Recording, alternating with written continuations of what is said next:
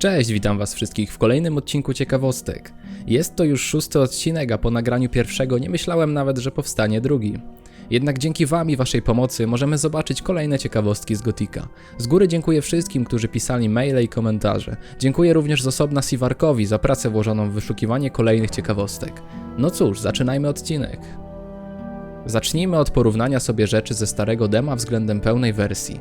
Przede wszystkim doświadczenie zdobywane z potworów było mniejsze niż teraz. Oto ręcznie wykonana przez Siwarka lista ukazująca te różnice.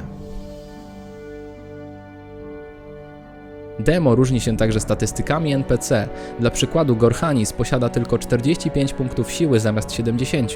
Posiada również gildię Strażnik Świątynny. W pełnej wersji nie posiada gildii, co skutkuje zabiciem go w 4. rozdziale. Jeżeli mówimy już o Gorhanisie, to okazuje się, że miał on pełnić jeszcze jakąś rolę w Świątyni Śniącego. Dowodem na to jest usunięty dialog, który brzmi mniej więcej tak. Co tu robisz? Chcę pomóc zbudzić Śniącego. Nie wygląda to tak, jakbyś naprawdę chciał pomóc, ale idź, nie będę cię zatrzymywał. Jeśli kłamiesz, to arcykapłan da ci nauczkę. To ciebie nie dotyczy. Tak, w takim razie zostawiam cię tu zamiast robić ci krzywdę. Nie przejdziesz obok arcykapłana, więc nie muszę brudzić miecza twoją krwią. Jak przejść obok kapłana? Kapłan pozwolił przejść tylko nam, ponieważ rozmawiałem z mistrzem Korkalomem. Niepotrzebne jest szczęście, wystarczy przejść. Bal-Lukor początkowo miał posiadać inną broń. W pełnej wersji posiada miecz sędziego, lecz wcześniej dzierżył łamacz serc, czyli broń, której nie ma nigdzie w grze, jednak można ją przyzwać kodami. Posiada 39 punktów obrażeń, wymaga 17 siły i jest warta 600 bryłek rudy. Skoro jesteśmy przy Bractwie Śniącego, to okazuje się, że do Korkaloma nie mogliśmy wejść tak od razu. Dowodem na to jest usunięty dialog z Kainem, czyli uczniem Kaloma. Chciałbym porozmawiać z Korkalomem. Możesz mi pomóc? Jeśli chcesz rozmawiać z Kalomem, musisz mieć dobry powód. Strażnik ma polecenie wpuszczać tylko tych, którzy przynoszą substancje alchemiczne lub są przysyłani przez innych guru. Jakiego rodzaju substancje alchemiczne mogę przynieść Korkalomowi? Kalomowi potrzebna jest wydzielina pełzaczy. Jeśli zdobędziesz jej wystarczająco dużo, to strażnik pewnie cię przepuści. Chociaż potrzebuje też roślin i owoców, które można znaleźć między obozami albo kupić u Fortuno na dole. Muszę coś zrobić, żeby jakiś guru wysłał mnie do Kaloma. Lester może powiedzieć ci coś więcej. Do niedawna pracował dla Korkaloma, teraz razem z guru dba o nowych. Wychodzi na to, że Lester był kiedyś uczniem Korkaloma. Podobnie wygląda zadanie z Nocy Kruka, gdzie to właśnie Lester poleca nam przyniesienie składników alchemicznych dla Konstantina, abyśmy mogli dostać się do miasta. Przejdźmy się teraz do nowego obozu i zobaczmy kolejny usunięty dialog, tym razem z Mordragiem. Mam jaja ze sobą. Zauważyłem to. Ci cholerni sekciarze kosztowali go za starą kopalnię. To nie będzie długo trwało, zanim jego strażnicy staną przy naszych drzwiach, aby zabrać nam rudę. W skrypcie postaci Romana znajduje się taki atrybut jak will, czyli wola.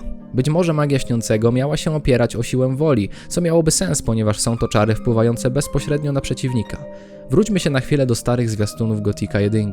Mamy tutaj tryb multiplayer. Możemy również przeczytać o klasach postaci występujących w nim. Jest to wojownik, asasyn, czarodziej i mag psioniczny. Możliwe, że wojownik miał posługiwać się siłą, asasyn zręcznością, czarodziej maną, a mag psioniczny siłą woli. Dodatkowo jest to odniesienie do najlepszych przyjaciół bezimiennego bohatera, Gorna, Diega, Miltena i Lestera. Mam małą teorię dotyczącą początkowych faz planowania gry. Być może gdy zaczynalibyśmy nową grę, mielibyśmy do wyboru klasę postaci, tak jak to jest w przypadku innych gier, więc mielibyśmy z góry wyznaczoną bardziej liniową ścieżkę. Później twórcy z tego zrezygnowali, stworzyli nowego niezależnego bohatera i 4 przyjaciół opierających się na tych właśnie 4 klasach. Napiszcie, co o tym sądzicie w komentarzach. Po wpisaniu kodu Insert Fake Scroll pojawia nam się list, którego nie możemy odczytać. Okazuje się, że jest to kolejny przedmiot potrzebny do nieistniejącego już zadania. Korkalom zleca nam zadanie pozbycia się wytwórni bagiennego ziela niedaleko nowego obozu. Jest tam 2 mieszaczy i Jacko. Dawniej zamiast mieszaczy był Kilian i Reniu. Ten drugi był szefem całej gromadki, a dialog z nim wyglądał tak. Jestem tutaj, aby złożyć ci ofertę. Jestem ciekaw, co to jest. Bractwo wie, co wy tu zorganizowaliście. Wysłali mnie, żeby się upewnić, że to się skończy. Do rzeczy. W tym momencie mamy do wyboru 2 opcje dialogowe. Pierwsza opcja powoduje walkę. Daj mi 500 bryłek rudy, a zrobię tak, że bractwo da wam spokój. A jeśli nie zapłacimy, to co wtedy zrobisz? Wtedy wyślę strażników świątynnych. Dostaną duży worek ziela ode mnie, jeśli was załatwią. Wiesz, myślę, że powinniśmy pokazać bractwu, że działamy na poważnie. Wyślemy im twoje zwłoki jako ostrzeżenie. Opcja druga to zakończenie zadania bez rozlewu krwi. Daj mi 250 bryłek rudy, a zrobię tak, że bractwo da wam spokój.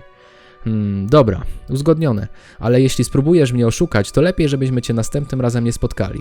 Mamy umowę? No jasne, a teraz daj rudę. Oczywiście w przypadku walki i wygranej również zakończymy zadanie pomyślnie.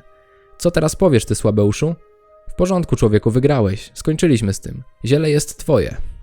Skoro Jacko nie jest w tym momencie szefem, to również dialog z nim jest inny. Co tu robisz? Nic, odejdź. Jestem tu na zlecenie bractwa. O cholera, i wysłali tu kogoś takiego jak ty? Chcę wam złożyć ofertę. Co proponujesz? Będę rozmawiał z tym, kto tu rządzi. No dobrze, porozmawiaj z Reniu, ale żadnych sztuczek, w przeciwnym razie połamię ci wszystkie kości. No i został jeszcze Kilian. Jeżeli zagadamy do niego na początku, to będzie chciał, żebyśmy zostawili go w spokoju. Jeżeli uda nam się rozwiązać sprawę pokojowo, również nie będzie darzył nas szacunkiem. Jeżeli jednak uda nam się wszystkich pobić, to dialog będzie wyglądał tak. A ty uspokoisz się wreszcie? Hej kolego, ja przecież nie wiedziałem, że bractwo przykłada do tego tak dużą wagę. Nie jestem twoim kolegą, włóczęgo. W Gothicu 2 po wpisaniu kodu insert VLK 2000 pojawia się Torus w ciężkiej zbroi strażnika miejskiego. Oczywiście w Nocy Kruka Torus występuje, lecz ten kod działa również w podstawowej wersji gry. Być może Torus początkowo miał się tam znaleźć, lecz ostatecznie został umieszczony dopiero w dodatku. Pamiętamy, że w Gothicu istnieje niewykorzystana animacja rzutu przedmiotami.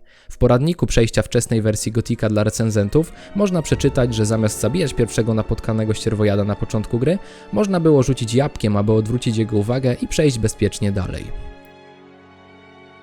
Johnny z aren.eu rozwija stronę związaną z ciekawymi informacjami o Gothicu. Jest tam sporo screenów z wczesnych wersji gry oraz kilka ciekawych artykułów. Serdecznie zapraszam do odwiedzenia jej. Link znajdziecie w opisie. Na jednym ze screenów z wersji pre-alpha Gothica prawdopodobnie jest widoczny Bal Lukor wraz z głównym bohaterem. Wygląda to na zadanie z cmentarzyskiem orków, jednak nie za bardzo przypomina to cmentarz znany nam z pełnej wersji. Na koniec zostawiam was z listą kodów na dodatkowe, mało znaczące postacie, które możecie sobie przeglądnąć sami. To by było na tyle w tym odcinku. Dziękuję wszystkim za uwagę, trzymajcie się, cześć.